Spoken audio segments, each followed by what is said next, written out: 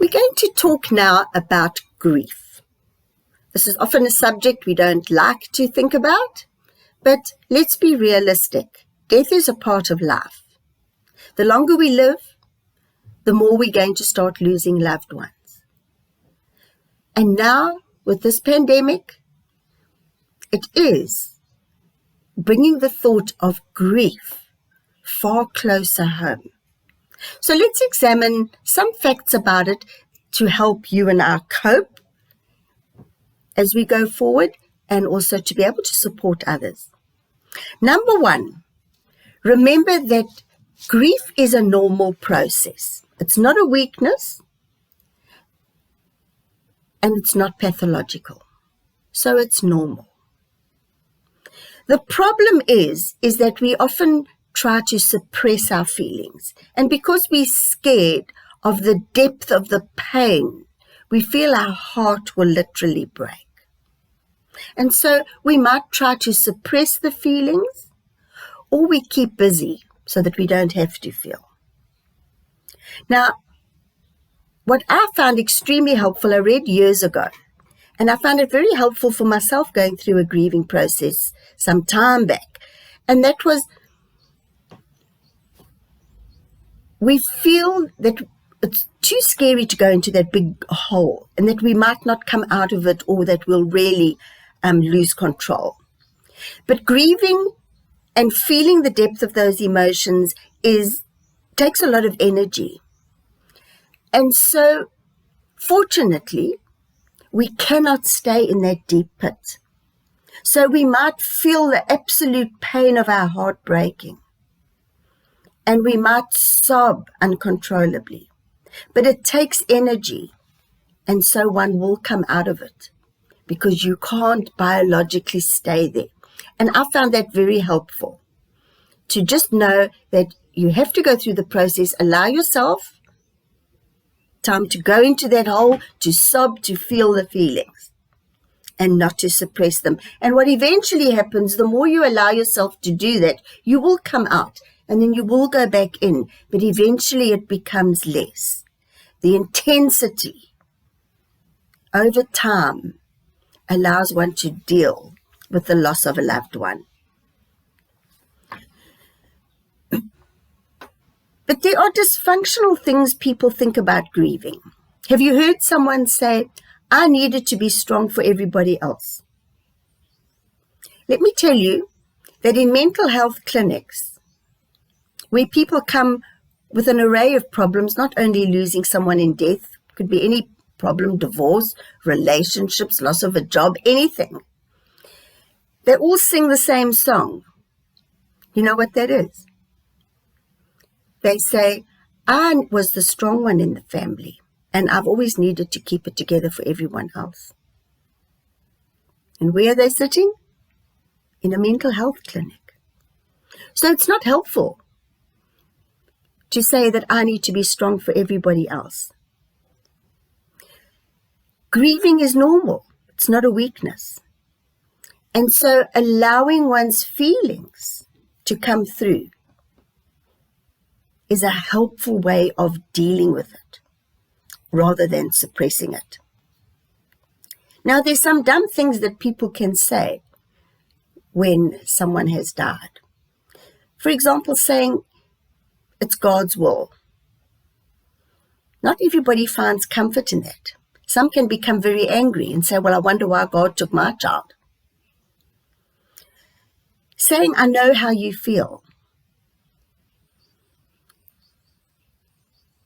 That can really be more discouraging to someone else, because, you know, if you've lost your child and I've lost my child, or I've been divorced and you've been divorced, our feelings are different. Grief is unique. Our relationships are different.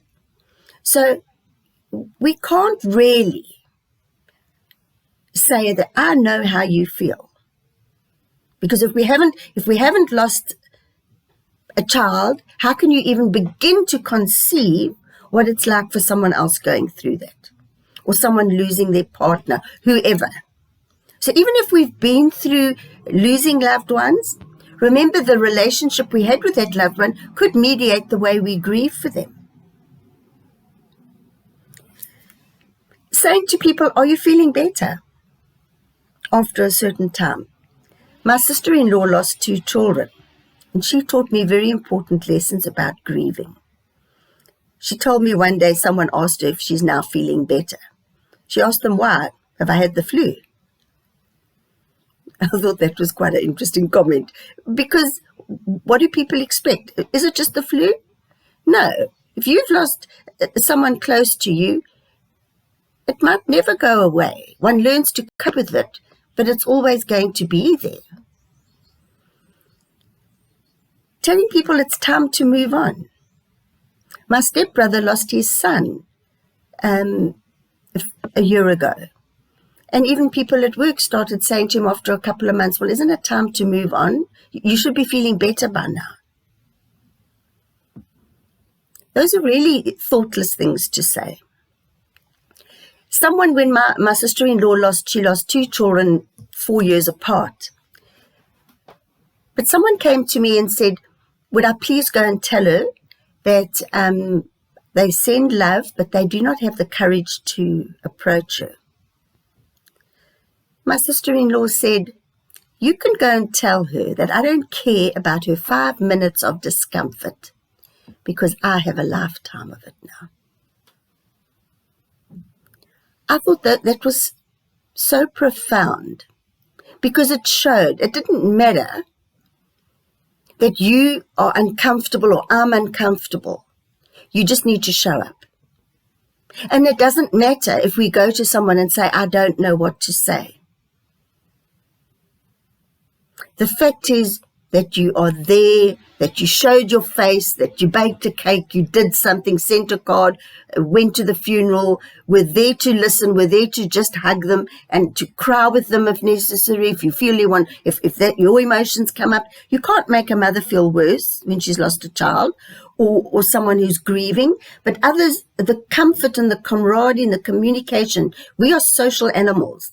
So fellow feeling goes a long way, that the person doesn't feel alone, because grieving is an isolating experience where you feel everyone around you has no idea what you're going through.